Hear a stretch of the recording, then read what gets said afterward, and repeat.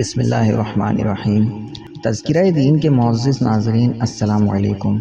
محترم ناظرین، آپ نے مساجد کے اندر یہ بات نوٹ کی ہوگی کہ کچھ لوگ بڑی تیزی کے ساتھ اپنی نماز مکمل کرتے ہیں اور یوں گمان ہوتا ہے کہ انہیں کوئی بہت زیادہ ایمرجنسی لگی ہوئی ہے۔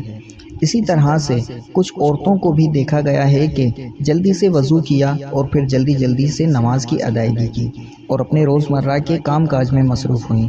جلدی نماز پڑھنے والے مختلف لوگوں سے جب ان کی نماز میں پڑھی جانے والی سورتوں کے بارے میں دریافت کیا گیا تو معلوم ہوا کہ اکثر لوگ پوری نماز میں بس ایک ہی سورت یعنی سورہ اخلاص کو ریپیٹ کر رہے ہوتے ہیں۔ ناظرین کرام، جان لیجئے کہ دو طرح کے مکروہات ہیں، ایک ہے مکروہ تحریمی اور دوسرا ہے مکروہ تنزیہی۔ مکروہ تحریمی اس کو کہتے ہیں جو گناہ کے قریب تر ہو، یعنی حرام کے قریب تر ہو۔ اگر انسان نماز کے اندر کسی بھی مکروہ تحریمی کا مرتکب ہوگا تو نماز کو دہرانا پڑے گا، لوٹانا پڑے گا، یعنی دوبارہ ادا کرنا پڑے گا۔ جبکہ مکروہ تنزیہی گناہ سے اور حرام سے دور ہوتا ہے لیکن قابل تحسین اور پسندیدہ عمل نہیں ہے۔ یعنی اگر مکروہ تنزیہی ہوگا تو وہ گناہ یا حرام تو نہیں ہوگا لیکن وہ قابل تحسین بھی نہیں ہے۔ یعنی اگر کوئی شخص ایسے کسی عمل کی عادت بنا لے تو اس کی تعریف یا حوصلہ افزائی نہیں کی جا سکتی، مگر وہ تنزیہی کے اس عمل کی ایک مثال یہ ہے کہ ہمارا گمان ہے کہ عموماً زیادہ تر لوگ جن میں مرد اور خواتین دونوں شامل ہیں وہ نماز کی ہر رکعت میں ایک ہی سورت یعنی سورہ اخلاص کی تلاوت کرتے ہیں اور اسی طرح وہ اپنی نماز مکمل کر لیتے ہیں۔ تو اس طرح سے نماز تو ادا ہو جاتی ہے لیکن اس کو قابل تحسین یا قابل تعریف نہیں کہا جا سکتا۔ مثلا کسی نے فجر کے دو فرضوں میں پہلے سورہ فاتحہ اور پھر سورہ اخلاص کو اس کے ساتھ ملایا۔ اب یہاں یہ مسئلہ بھی جان لیجئے کہ جب ہم فرض نماز ادا کرتے ہیں تو پہلی دو رکعت میں سورہ فاتحہ کے بعد کوئی سورت ملاتے ہیں، جبکہ تیسری اور چوتھی رکعت میں صرف سورہ فاتحہ کی تلاوت کی جاتی ہے۔ تو جب کوئی نمازی پہلی اور دوسری دونوں رکعت میں سورہ فاتحہ کے ساتھ ایک ہی سورت ملا کر پڑھ رہا ہے تو یہ عمل مکروہ تنزیہی کہلاتا ہے، یعنی اس عمل سے نماز تو ہو جاتی ہے لیکن قابل تحسین نہیں۔ علماء کرام یہ کہتے ہیں کہ جب نماز جیسا عمل کیا جائے تو ہرگز اس کے اندر کسی بھی قسم کے مکروہات کی گنجائش نہیں ہونی چاہیے،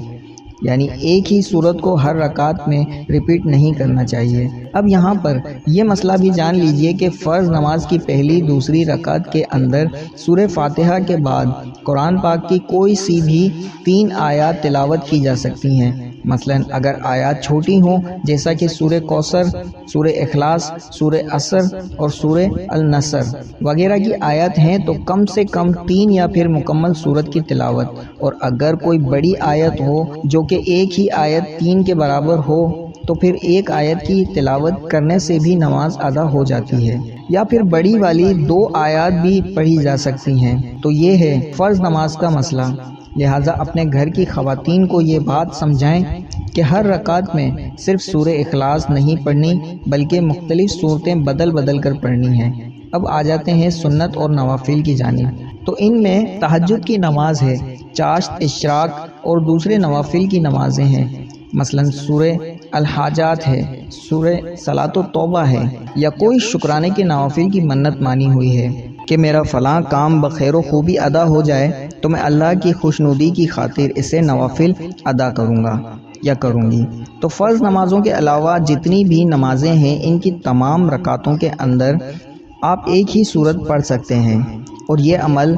بلا کراہت ہے، یعنی اس میں کوئی کراہت اور قباحت نہیں ہے۔ فرائض کے علاوہ دوسری نمازوں میں ایک ہی سورت ریپیٹ کرنے سے مکروہ کی کوئی اشکال نہیں ہے۔ تو مکروہ تنزیہی کا مسئلہ صرف اور صرف فرض نمازوں کے اندر ہے۔ تو یہ مسئلہ بہت چھوٹا سا اور باریک سا مسئلہ ہے کہ بعض اوقات لوگ کہتے ہیں کہ جی میں نے کسی سے پوچھا تھا، انہوں نے کہا تھا کہ ہر رکعت کے اندر آپ ایک ہی سورت پڑھ سکتے ہیں۔ تو جان لیجئے کہ بالکل آپ ہر رکعت کے اندر ایک ہی سورت پڑھ سکتے ہیں لیکن فرض نمازوں کے علاوہ۔ فرض نماز میں اگر آپ ایک ہی سورت کو ریپیٹ کر رہے ہیں تو یہ مکروہ تنزیہی ہے۔ یعنی نماز تو ادا ہو جائے گی لیکن یہ عمل قابل تحسین اور پسندیدہ عمل نہیں ہے۔ خواتین و حضرات، اب دوسرا مسئلہ یا دوسری بات جو ضروری کرنے والی ہے، تو چاہے مرد حضرات ہوں جو مساجد میں نماز ادا کرتے ہیں یا خواتین ہوں جو گھروں میں نماز ادا کرتی ہیں، تو ہر ایک کو یعنی ہر مرد و عورت کو چاہیے کہ قرآن پاک کی آخری 10 سورتیں مع ترجمہ اور تجوید اچھی طرح یاد کریں۔ یعنی سورہ فیل سے لے کر سورہ ناس تک یہ 10 سورہ مبارکہ ہر مسلمان کو آنی چاہیے۔ عموماً اگر کسی مسلمان کو 4 کل اور سورہ کوثر آتی ہے تو 5 سوریں تو اس سے پہلے سے ہی یاد، لہٰذا باقی رہ گئیں 5، تو اسے چاہیے کہ وہ 5 بھی یاد کر کے 10 سورتیں مکمل ترجمہ اور تجوید کے ساتھ اچھی طرح سے یاد کریں، تاکہ مرد حضرات کو کبھی امامت کروانی پڑ جائے تو وہ خوبصورتی کے ساتھ سورہ مبارکہ کی تلاوت کر سکے، اور اسی طرح خواتین بھی گھروں میں نماز ادا کرتے وقت اپنی نمازوں کو خوبصورت اور قابل تحسین طریقے سے ادا کر سکیں۔ اس لیے آخری 10 سورتوں کو یاد کرنا ہر مسلمان کے لیے لازم ہے۔ اگر آتی ہیں تو پھر کسی قاری صاحب کے پاس بیٹھ کر ان کا تلفظ درست کروا لیں، اور اگر نہیں آتی تو کسی بھی قاری صاحب کی مدد سے ان کی ادائیگی اور تلفظ درست کروا کر انہیں زبانی یاد کر لیں۔ اب یہاں یہ بات بھی نوٹ کر لیں کہ جو لوگ نفل نمازوں میں ایک ہی صورت ریپیٹ کرنے کی عادت ڈال لیں، وہ سورہ کوثر یا سورہ اخلاص ہے یا کوئی بھی دوسری صورت ہے۔ اب مسئلہ تو یہی ہے کہ فرض نمازوں کے علاوہ